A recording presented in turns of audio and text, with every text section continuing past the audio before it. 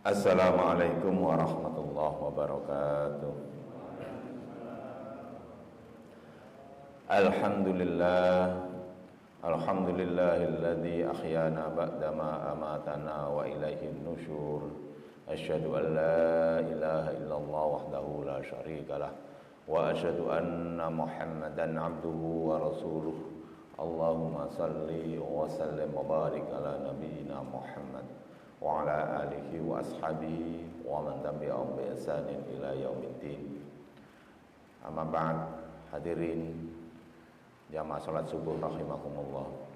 Alhamdulillah, kita bersyukur kepada Allah pada pagi hari ini kita masih senantiasa diberi keimanan, kita senantiasa diberikan kesehatan dan kesempatan sehingga di pagi hari ini kita bisa melaksanakan sholat subuh.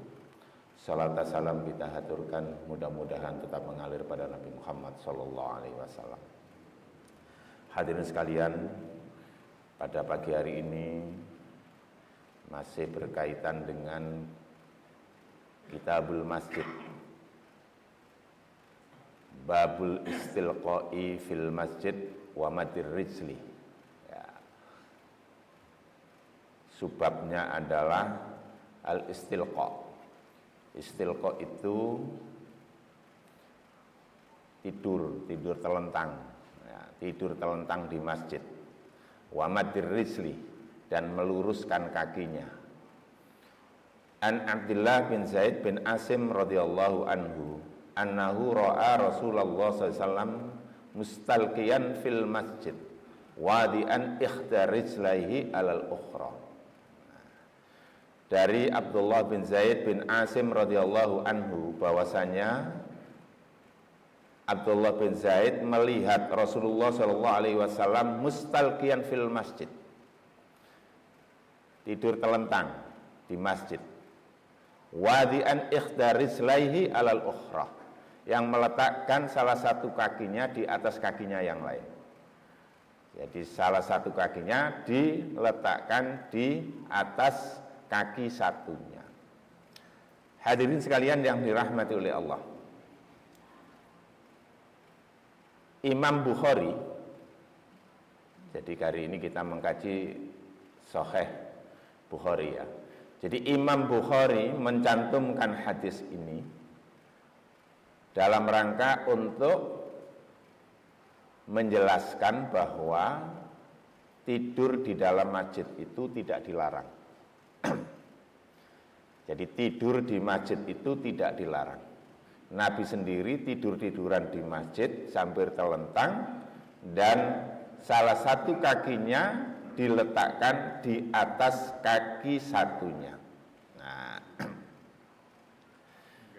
loh, ini gitu aja kok dicantumkan hadisnya. Ya, ini dalam rangka untuk dalam rangka untuk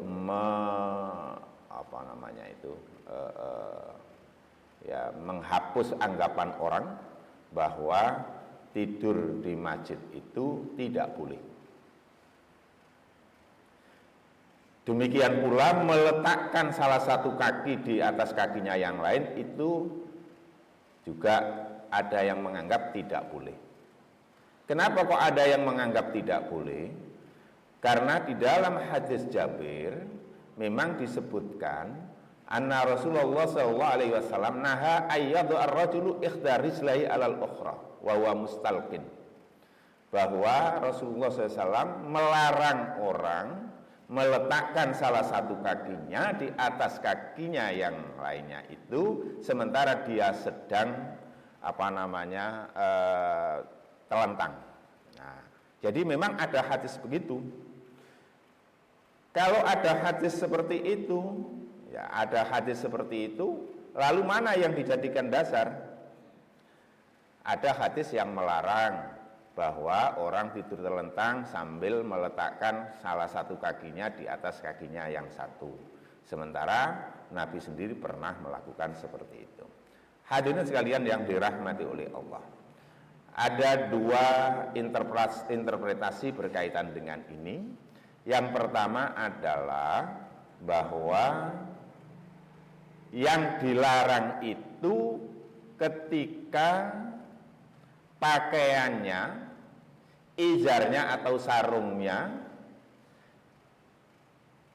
tidak terlalu lebar. Ya, tidak terlalu lebar dalam pengertian itu sempit. Karena izarnya atau pakaiannya atau sarungnya itu sempit, maka dikhawatirkan ketika seseorang tidur telentang lalu sambil kakinya itu diangkat satu, itu dikhawatirkan auratnya terlihat. Karena dikhawatirkan auratnya terlihat itulah maka Nabi pernah melarang seseorang yang tidur-tiduran sambil kakinya diletakkan di atas kaki satunya. Itu interpretasi yang pertama. Yang kedua adalah misalnya Ibnu Battal itu menganggap bahwa hadis itu tadi sudah dimansuh. Hadis yang melarang itu sudah dimansuh. Sehingga orang yang tidur-tiduran di masjid sambil meletakkan kakinya di atas kaki yang satunya itu tidak mengapa, karena hadis ini telah menghapus terhadap hadis larangan yang sudah ada sebelumnya. Jamaah sekalian yang dirahmati oleh Allah, apa dasarnya bahwa hadis ini hadis yang menghapus? Hadirin sekalian yang dirahmati oleh Allah, hadis berkaitan dengan Nabi, ya Nabi yang mustalqiyan fil masjid tadi, Nabi yang tidur telentang di masjid lalu meletakkan salah satu kakinya di atas kakinya yang satu itu datang lebih belakangan daripada hadis yang melarang. Karena itulah maka saya ulangi, Ibnul Battal itu kemudian mengatakan bahwa hadis yang melarang tadi itu telah dihapus oleh adanya hadis ini tadi, yaitu bahwa Rasulullah SAW tidur-tiduran di masjid sambil telentang, lalu kemudian kakinya diangkat, diletakkan di atas kaki yang satunya. Jamaah sekalian yang dirahmati oleh Allah, berikutnya adalah babu tasbikil asabi fil masjid wa ghairihi. Bab tentang menyilang-nyilangkan jari jemari di masjid dan lainnya. Ya, menyilang-nyilangkan itu begini, apa namanya ini? Ya begini ini menyilangkan, memasukkan sela-sela jari kepada memasukkan jari-jari di sela jari-jari satunya, tangan satunya. Apa namanya Pak Ali? Berpancang. Kayak krungu iki aku istilah berpancang ya. Begini. Ya. Oh gitu ya. Jadi babu tasbihil asabi fil masjid. An Abi Musa radhiyallahu anhu anin Nabi sallallahu alaihi wasallam qala innal mu'mina lil mu'mini kal bunyani yashuddu ba'du ba'da wa sabbaka baina asabihi. Dari Abu Musa radhiyallahu anhu, dari Nabi sallallahu alaihi wasallam bersabda, sesungguhnya orang mukmin terhadap mukmin yang lainnya itu seperti bangunan yang sebagian menguatkan sebagian yang lain. Lalu Nabi memberikan contoh dengan menyilang-nyilangkan ujung-ujung jarinya seperti ini. Jadi seakan-akan yang disampaikan Nabi itu begini, orang mukmin sama orang mukmin yang lainnya itu seperti bangunan yang seperti gini, saling menguatkan begini. Saya awalnya ketika membaca begini ini ngapain sih Imam Bukhari ini kok memasukkan hadis ini di sini? Ternyata hadirin sekalian, yang ingin disampaikan oleh Imam Bukhari itu bahwa tasbikul asabi fil masjid, menyilangkan tangan di masjid itu tidak dilarang, karena Nabi pernah melakukan begitu. Loh, yang dilarang yang bagaimana? Yang dilarang ternyata kalau dia sedang sholat atau sedang mau sholat, atau selesai sholat persis juga tidak boleh.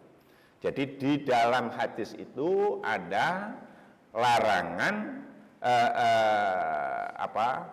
nah Rasulullah SAW tasbikal asobi fis sholat. Jadi hadisnya itu di sholat. Nabi SAW melarang, ya, saya ulangi, Nabi SAW melarang seseorang melakukan penyilangan tangan itu ketika fis sholat. Jadi di dalam hadis itu fis sholat, dalam hadis yang lain di sholat. Dan Imam Bukhari ingin menegaskan bahwa yang dilarang itu di dalam sholat, baik apakah ketika mau sholat, ketika di dalam sholat, maupun ketika selesai sholat persis. Nah, sementara ketika seseorang sedang di masjid, tidak sedang sholat, tidak sedang mau sholat, atau tidak menghadapi sholat, maka boleh orang menyilangkan tangannya di masjid. Demikian pula boleh menyilangkan tangannya di luar masjid. Itulah yang ingin disampaikan oleh Imam Bukhari. Jadi kalau tadi ketika saya membaca itu, ngapain gini aja kok dicantumkan? Oh, ternyata memang ada hadis yang melarang. Dan Imam Bukhari ingin menyampaikan bahwa yang dilarang itu ketika sholat. Baik apakah menjelang sholat, ketika sudah di tengah-tengah sholat, maupun setelah sholat.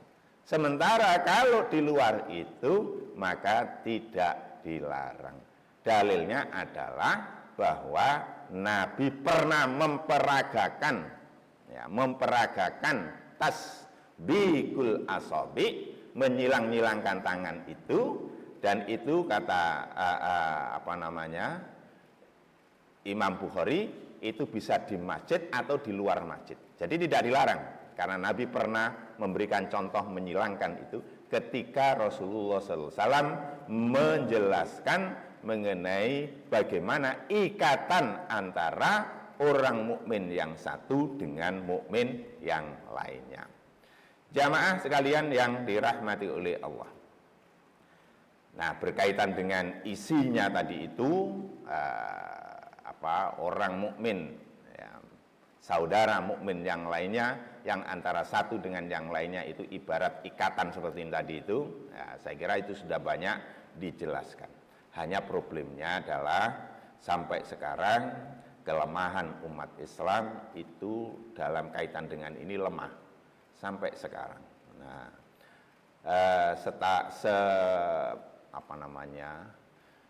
sejauh analisis saya itu, umat Islam ini masih belum selesai dalam dua urusan. Satu adalah berkaitan dengan nasab. Ya, apa nasab itu ya? Kalian kesukuan, nah itu belum selesai. Artinya ketika itu seseorang berkuasa, ini umat Islam, kita lihat di dunia Islam, ketika dia berkuasa, maka biasanya yang diutamakan adalah dari sukunya. Itu sekarang. Coba kita lihat hampir di sebagian besar dunia Islam. Jadi kalau suku A yang berkuasa, mulai dari atas sampai bawah, nah, A semua. Di luar itu ya kadang-kadang jadi, tapi ya bagian sing pinggir-pinggiran lah, begitulah. Dikasih jabatan, tapi jabatan-jabatan yang pinggiran. Yang kedua, itu yang sampai sekarang sepertinya belum selesai juga, adalah persoalan aliran keagamaan. Nah, aliran keagamaan. Jadi kalau yang berkuasa itu adalah aliran A, iskuabe sak ngisor aliran A kabeh. Di luar itu gak keduman. Nah, Itulah menyebabkan umat Islam sampai sekarang ya tidak, kebersatuannya itu rendah sekali ya, kebersatuannya itu rendah sekali dan rawan konflik. Jadi rawan konflik sehingga mudah tersulut ya, apalagi kalau sudah ada orang yang memainkan. Hadirin sekalian yang dirahmati oleh Allah. Jadi sampai sekarang hadis tadi itu, hadis yang disampaikan oleh Nabi bahwa orang yang beriman dengan orang yang beriman lainnya itu ibarat seperti bangunan yang saling menguatkan antara satu dengan yang lain. Ternyata itu hanya belum bisa terrealisasikan. Sampai sekarang belum bisa terrealisasikan dengan baik, apalagi kalau sudah menyangkut persoalan roti politik. Ya, tapi kalau di luar itu kemungkinan masih bisa. Ya. Apalagi nek sek podo-podo melarat, masih belum ada yang perlu diperebutkan, itu masih bisa. Tapi kalau sudah nanti rotinya itu sudah jadi, nah itu biasanya rebutan. Hadirin sekalian yang dirahmati oleh Allah. Kita lanjut ke berikutnya adalah abwabu sutratil musalli. Nah, insyaallah ini sudah sering disampaikan ya. Bab tentang sutroh, bukan sutra, sutroh. Orang yang sholat. Sutroh itu memberikan tanda, batas depan bagi orang yang sholat. Babu sutratul imami sutratu man khalfahu. Yang pertama adalah sutrohnya imam itu menjadi sutrohnya makmum. Ani bin Umar radhiyallahu anhuma anna Rasulullah sallallahu alaihi wasallam kana idza kharaja yaumal aidi amara bil harbati fatudau baina yadayhi fayusalli ilaiha wan nasu wara'ahu wa kana yaf'alu dzalika fis safar famin samma ittakhadhal umara. Dari Ibnu Umar radhiyallahu anhuma bahwasanya Rasulullah sallallahu alaihi wasallam idza kharaja yaumal id, apabila keluar di hari id, maksudnya keluar untuk melaksanakan sholat id. Nah, keluar untuk melaksanakan sholat id di lapangan ya. Di lapangan sebelah, saya bingung di sana itu. Kalau Madinah sholat berarti menghadap ke selatan ya, menghadap ke selatan. Karena saya sholat di Madinah itu merasa menghadap ke barat, kayak di Indonesia. Nah, itu sebenarnya menghadap ke selatan. Tempat sholat itu ada di sekitaran Masjid Ghamamah. Nah, Masjid Ghamamah itu ada di pojoknya Masjid Nabawi. Jadi saya lupa nomor apa namanya, nomor 1 mungkin ya, nomor pintu, ya, di pojok begitu. Jadi kalau dari Pimaman gitu, dari Pimaman itu ke arah, kalau menghadap ke kiblat itu ke arah kanan, nah, ke arah kanan. Kalau menghadap kiblat itu ke arah kanan. Nah, di sana ada Masjid Ghamamah. Masjid Ghamamah itu dekatnya juga Masjid Abu Bakar. Nah, jadi kalau di sana itu, kalau di sini itu kan biasanya dikasih tempat-tempat bersejarah itu kan biasanya di sini kasih tugu. Kalau di Indonesia kasih tugu, kadang dikasih apa namanya patung, ya gitu. Kalau di sini, nah, di sana itu tempat-tempat bersejarah itu dikasih masjid. Nah, termasuk Ghamamah. Ya, Ghamamah itu informasinya adalah dulu Nabi pernah sholat apa namanya, sholat istisqa. Nah, istisqa, selesai sholat istisqa lalu mendung peteng gitu ya, mendung peteng. Maka kemudian tempat itulah yang kemudian diberi monumen, ya, monumen berupa Masjid Ghamamah. Di samping Masjid Ghamamah itu ada Masjid Abu Bakar. Dulu Abu Bakar karena Nabi ngimami sholat Id di situ, maka Abu Bakar juga ngimami sholat Id di situ. Maka kemudian didirikanlah monumen Masjid Abu Bakar. Nah, itu tempat sholat Id.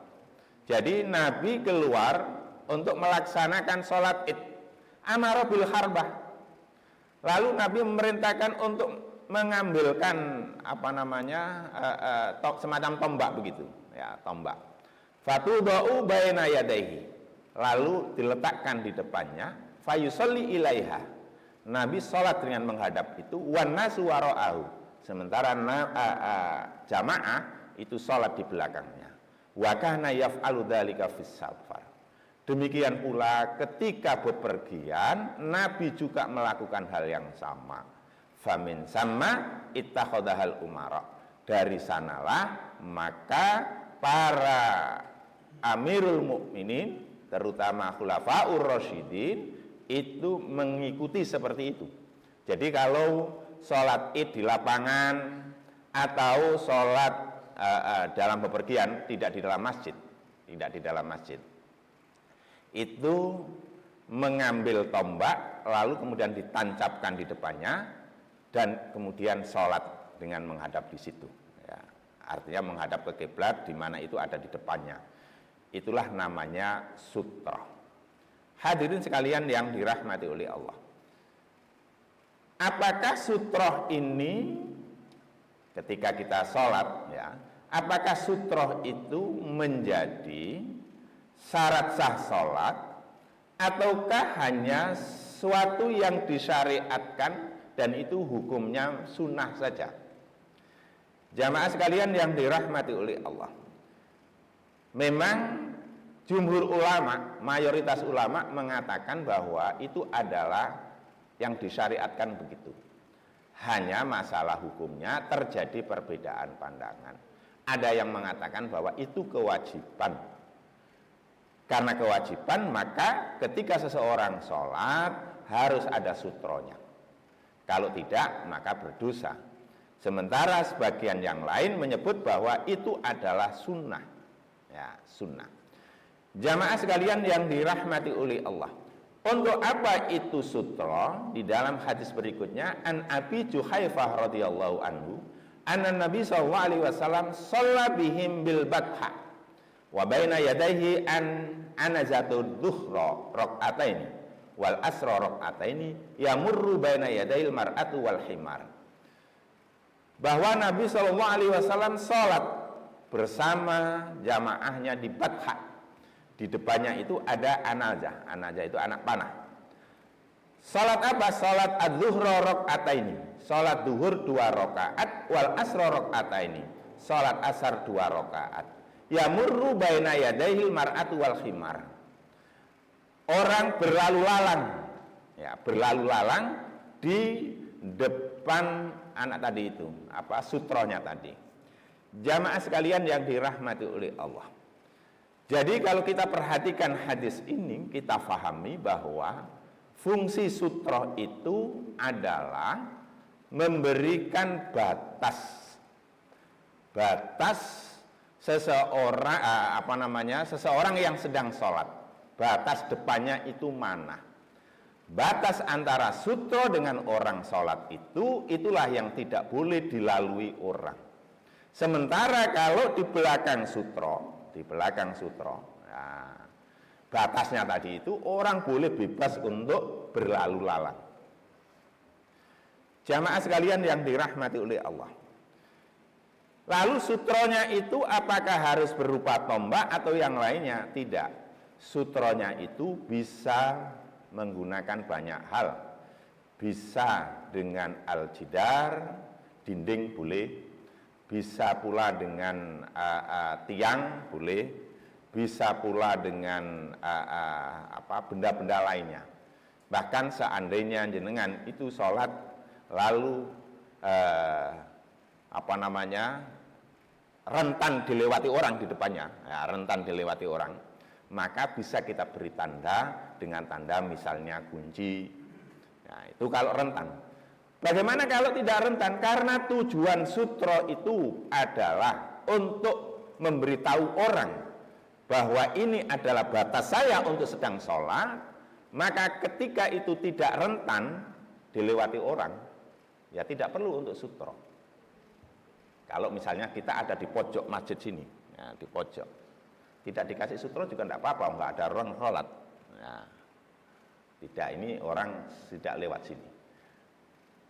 Nah, jadi dalam kasus-kasus di mana kita itu orang khawatir lewat depan kita, karena orang yang melewati di depan kita itu, ketika kita sholat, sementara dia tahu itu adalah dosa besar, jadi dosa besar, maka kita harus memberikan tanda supaya ketika orang lewat itu tahu bahwa kita sedang sholat dan tidak boleh lewat di depan kita.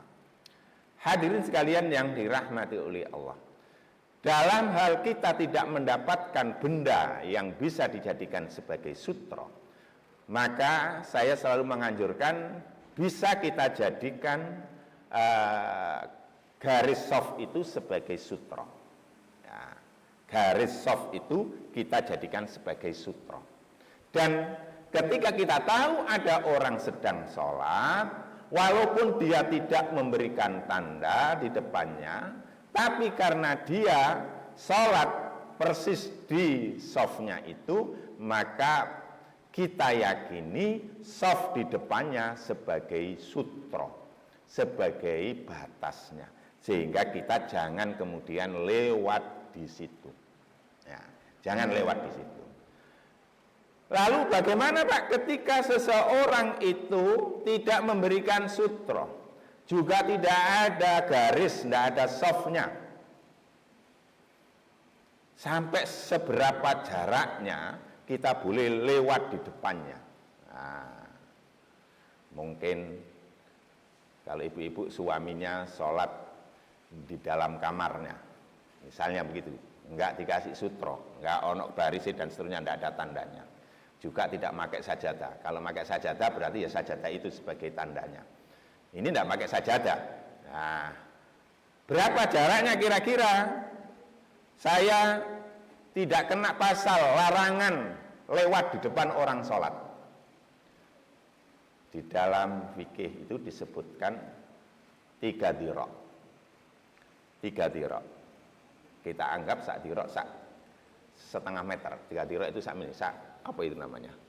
Nah, anggap saja ini adalah setengah meter. Maka jaraknya adalah 1,5 meter. Ya. Jadi kalau ada orang sholat, dia tidak memberikan batas, tidak ada batasnya di depannya, baik apakah batas itu berupa benda, berupa dinding, berupa orang yang sedang duduk, berupa macam-macam, pokoknya tidak ada tandanya, maka kita boleh lewat di depan orang sholat itu diperkirakan 1,5 meter, 3 dirok.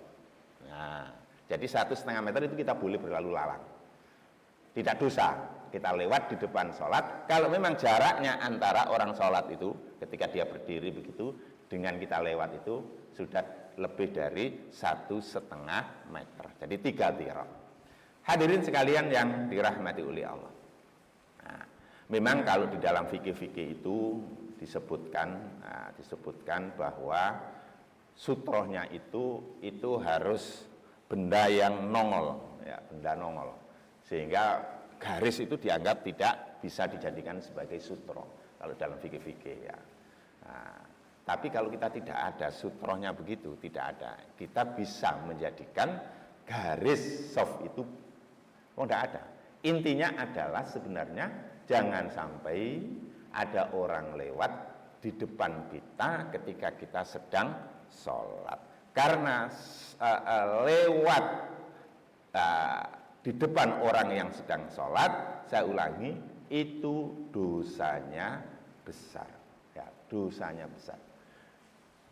Bahkan di dalam hadis itu, seandainya orang itu mau menunggu berapa tahun itu berdiri di situ, menunggu selesainya orang sholat itu sampai bertahun-tahun, itu masih lebih bagus daripada dia harus lewat di depan orang sholat. Itu menunjukkan bahwa orang yang lewat di depan orang sholat itu dosanya besar. Jamaah sekalian yang dirahmati oleh Allah. Kemudian Imam Bukhari masih melanjutkan lagi berkaitan dengan sutra ini. Babu qadri kam yang bagi ayyakuna bainal musalla was sutrah. Bab tentang ukuran berapa seyogyanya jarak antara sutra dengan orang sholat itu. An Sahal radhiyallahu anhu qala kana baina musalla Rasulullah sallallahu alaihi wasallam wa bainal jidari mamarrusyat. Dari Sahal radhiyallahu anhu berkata bahwa jarak antara tempat Rasulullah SAW sholat berdiri itu wa bainal jidari dan dinding di depannya itu mamarrusyati, ya sak lewatane kambing ya. Jadi kalau kambing itu kira-kira masih bisa lewat, ya masih lewat. Artinya memang tidak terlalu jauh. Nah, jadi kalau kita mau memberi sutra, itu sebenarnya gini. Kalau saya mau memberikan sutra, saya mau berikan tanda, itu kira-kira jaraknya berapa? Nah, disebutkan di dalam hadis ini mamarrusyati, ya sak lewatane kambing. Ya, artinya tidak terlalu jauh. Ya kira-kira 1 meter lah, kira-kira begitu. 1 meter itu sudah bisa. Ya, sak meter itu kira-kira sudah. Jamaah sekalian yang dirahmati oleh Allah. Tapi sesungguhnya kita perkirakan adalah sak sujudan. Jadi ketika kita sujud cukup, nah itulah jaraknya. Jadi kalau kita memperkirakan sutra itu sak piro, nah kira-kira kita sak sujudan itu bisa. Nah, tadi katanya 1,5 meter.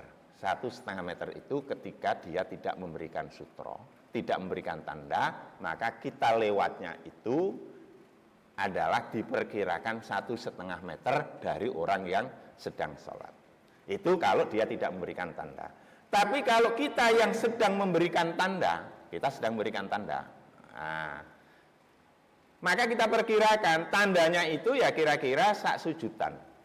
Sak sujudan itu ya kira-kira 1 meter itu sudah panjang ya, sudah panjang 1 meter lah kira-kira. Ini aja satu soft itu saya lihat di beberapa masjid itu 90 cm itu sudah cukup.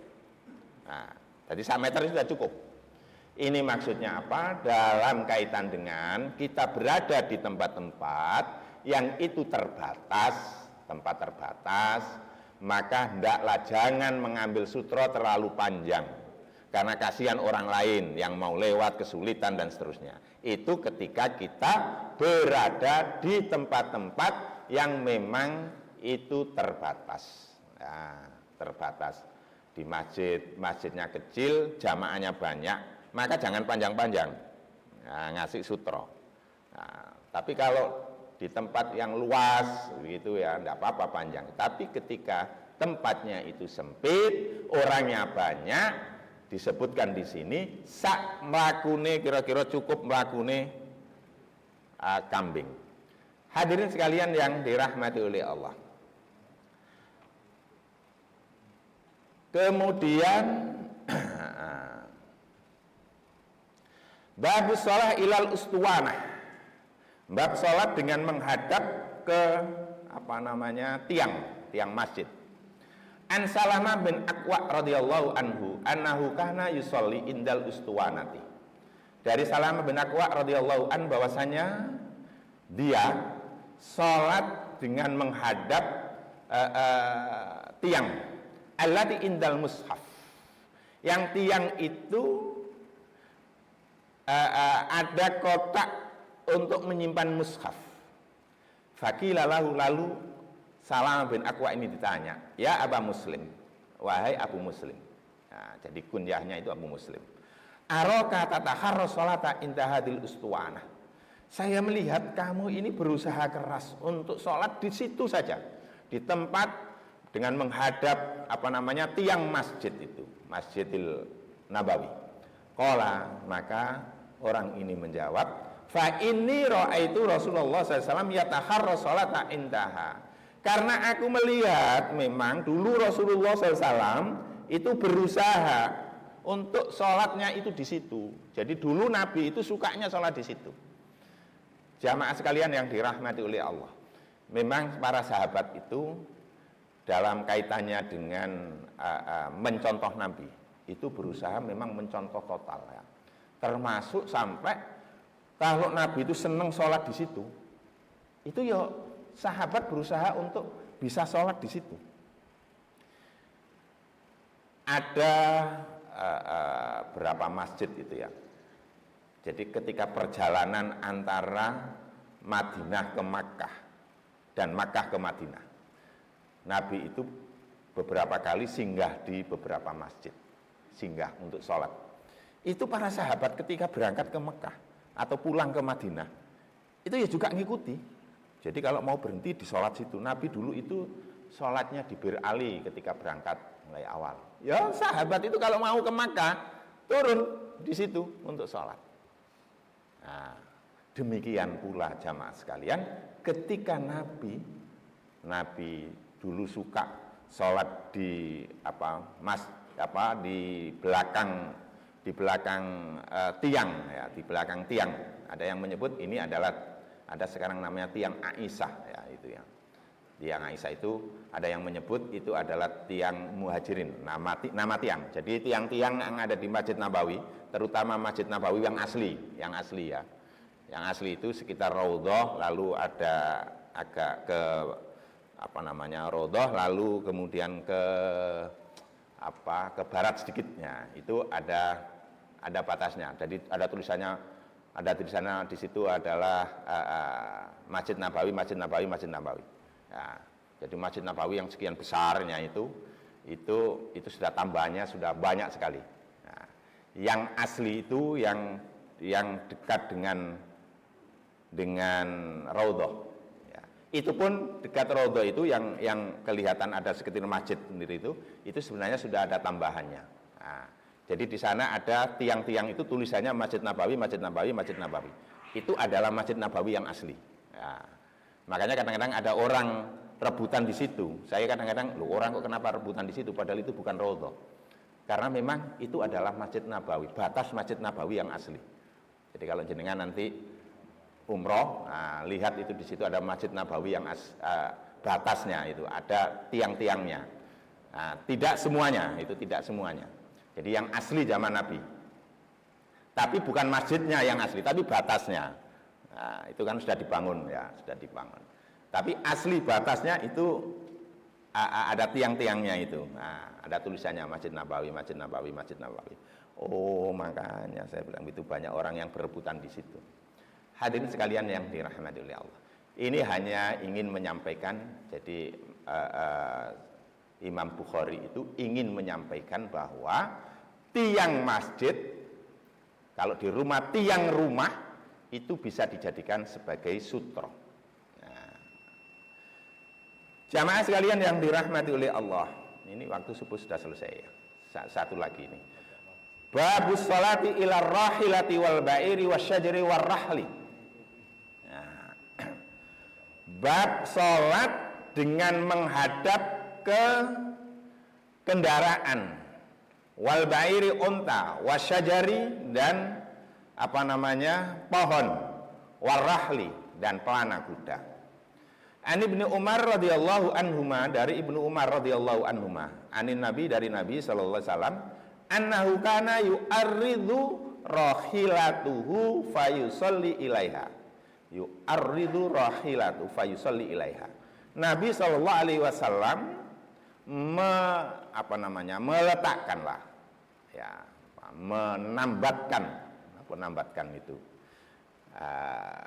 naleni untanya Fayusolli ilaiha, lalu sholat menghadap ke situ.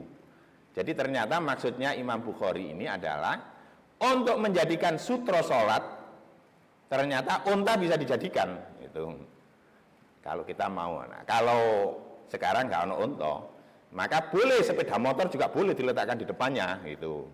Mobil juga boleh diletakkan di depannya. Nah, kalau misalnya kita sholat ada di lapangan begitu, misalnya begitu, nah, boleh. Seandainya tidak ketemu apa begitu, ya boleh sepeda motor dijagang di ngarepe gitu. Nah, misalnya di sawah, ya sepeda motor diletakkan di depannya. Demikian pula pohon boleh. Dan pelana kuda. Qila li Nafi' afara'aita idza habbatir rikabu. Ditanya oleh Nafi', wahai Ibnu Umar, bagaimana kalau seandainya unta itu yang kamu kendarai itu lari? Ya. Nah, kalau unta ini kan isok melaku-melaku. Iya, oleh sepeda motor dijagang berhenti. Sepeda motor berhenti. Kalau kita sedang sholat bisa berhenti. Ini kalau misalnya kambing diletakkan di depan kita, lah di tengah-tengah kita sholat, lalu kemudian pindah di mana? Qala kana ya'khudur rahlah fayu'atilu fayusalli ila akhiratihi au qala muakhkharihi. Ya kalau lagi sedang misalnya berpindah, ya pelananya lah yang kita ambil lalu kemudian kita letakkan di depan. Fayusalli ila akhiri, lalu kita sholat di belakang pelana kuda itu tadi. Nah, wa kana Ibnu Umar radhiyallahu anhu yaf'aluhu, dan Ibnu Umar memang melakukan seperti itu. Ya. Jamaah sekalian yang dirahmati oleh Allah. Jadi Imam Bukhari menyampaikan melalui hadis ini satu fikih bahwa segala sesuatu bisa kita jadikan sebagai alat untuk sutra. Apakah itu berupa kendaraan, apakah itu berupa binatang atau yang lainnya. Bahkan orang yang sedang tidur pun atau orang sedang zikir duduk pun bisa kita jadikan sebagai sutra. Jadi ada orang cari, ini saya mau supaya nanti tidak ada orang yang lewat di depan saya. Oh, ada orang sedang tidur ngorok, nah, di masjid. Maka kita sholat, nah, di belakang itu. Boleh kayak orang nyolati jenazah itu. Tidak apa-apa, supaya tidak ada orang yang lewat situ. Nah, tidak ada orang lewat. Ingat jamaah sekalian bahwa melewat atau jalan atau lewat di depan orang yang sedang sholat itu adalah dosa besar, dan karena itulah kita dianjurkan untuk memberikan sutra supaya orang itu tidak terjebak ke dalam dosa, ya, tidak terjebak di dalam dosa. Saya kira itu yang dapat saya sampaikan hari ini. Saya serahkan kepada moderator, monggo.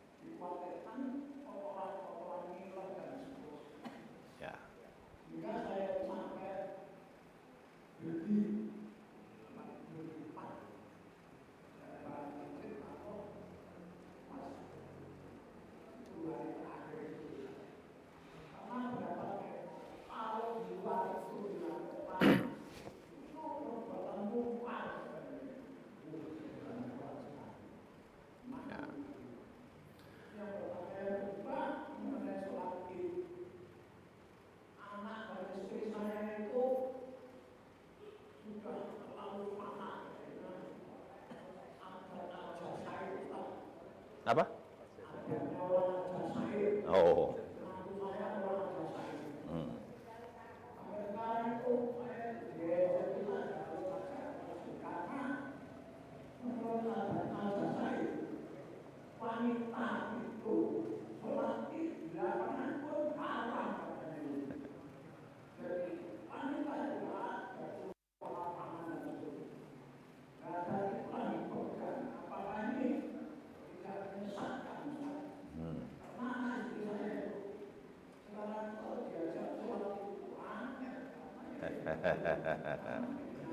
Ya.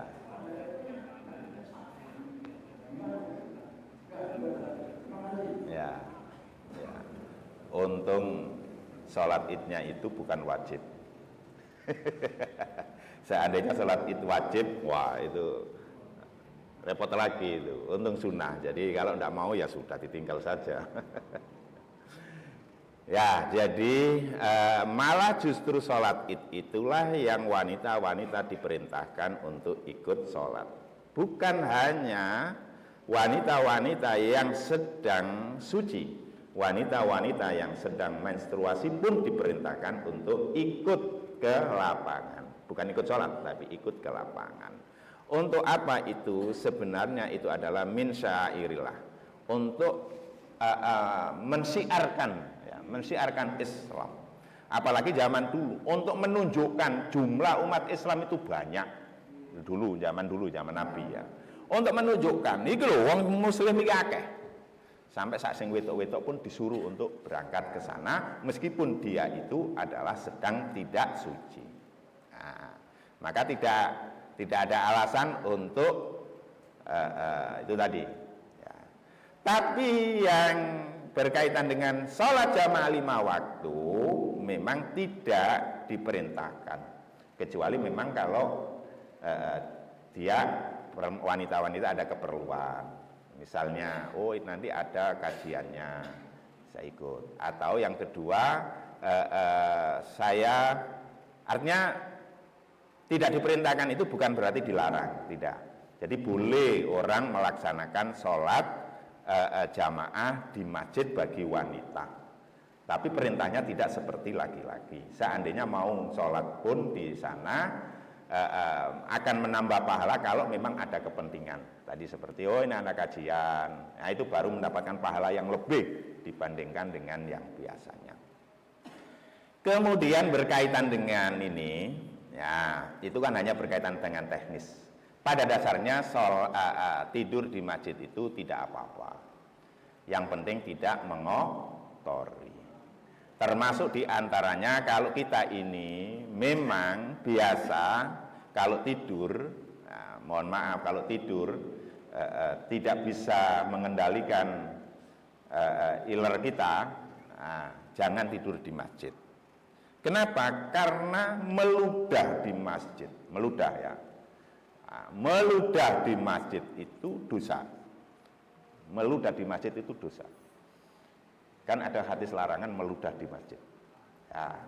Jadi meludah di masjid itu, jadi Nabi itu pernah marah ketika melihat ada ludah di temboknya masjid itu, sampai dibersihkan oleh Nabi. Dan Nabi mengatakan meludah di masjid itu adalah khoti'ah, adalah dosa. Wa kafaratuha dafnuha. Kafarohnya adalah dengan menanam. Menanam itu artinya ya karena dulu itu kan pasir tanah ya. Jadi itu. Ini artinya apa? Bahwa di masjid itu tidak boleh meludah. Nah, sekarang Bapak Ibu sekalian, kalau kita ini tidak bisa mengendalikan iler kita, maksud saya biasanya kalau tidur itu ngileran, dan itu tidak salah, namanya wong ngileran kok salah, wong memang gak sadar ya. Tapi kalau kita sadar bahwa kita kalau tidur itu ngileran, jangan tidur di masjid. Jangan tidur di masjid. Khawatir kena itu tadi itu. Loh Pak, tapi kan tidak sadar saya ketika itu, kan tidak berdosa. Ya tidak sadar ketika kita Ketika kita melakukan itu dengan tidak ada kesadaran, memang tidak berdosa. Tapi kan kita tahu bahwa kita kalau tidur itu ngileran, dan kita tidur ini di masjid. Maka sebagai antisipasi untuk menjaga kebersihan masjid adalah jangan tidur di masjid. Nah, tapi pada dasarnya tidur di masjid itu tidak dilarang. Yang dilarang adalah mengotori masjid. Ya, mengotori masjid. Demikian pula jamaah sekalian, bukan hanya iler sebenarnya, tapi juga keringat. Ini juga harus diperhitungkan. Ketika kita tidur, lalu keringetan, biasa kita keringetnya banyak ya, nah, keringetnya akeh, tidur di yang ada alasnya, itu saya khawatir termasuk mengotori masjid. Jadi sebenarnya tidurnya tidak ada masalah, tapi yang dikhawatirkan adalah mengotori masjid. Nah, karena masjid itu harus tetap kita jaga kebersihannya. Masjid itu harus kita jaga dari hal-hal yang tidak membuat orang tidak nyaman, termasuk bau. Makanya kenapa kemudian orang yang mau sholat tidak boleh makan bawang itu, supaya baunya ini tidak mengganggu orang sholat. Nah sekarang kita misalnya, ya, mohon maaf yang sering tidur di masjid lalu tidak menjaga, makanya ini benar nggawa tikar dhewe, kalau mau tidur nggawa tikar dhewe itu tidak masalah. Nah, artinya apa? Ketika kita tidur lalu siapa tahu kemudian kita mohon maaf tadi ngiler, atau yang kedua kita ini keringat kita, apalagi keringat kita bau. Nah, menjadikan alas di sini ini yang dibuat sholat itu menjadi bau, maka itulah yang dilarang. Nah, itu aja, itulah yang dilarang. Jadi kita bisa menjaga diri sendiri lagi. Saya kira itu jawaban saya, Pak. Tapi pada intinya tidak dilarang. Yang dilarang adalah yang menyebabkan masjid itu menjadi kotor, menjadi bau, tidak sedap, tidak nyaman bagi orang sholat, itulah yang dilarang. Nah, oke ya?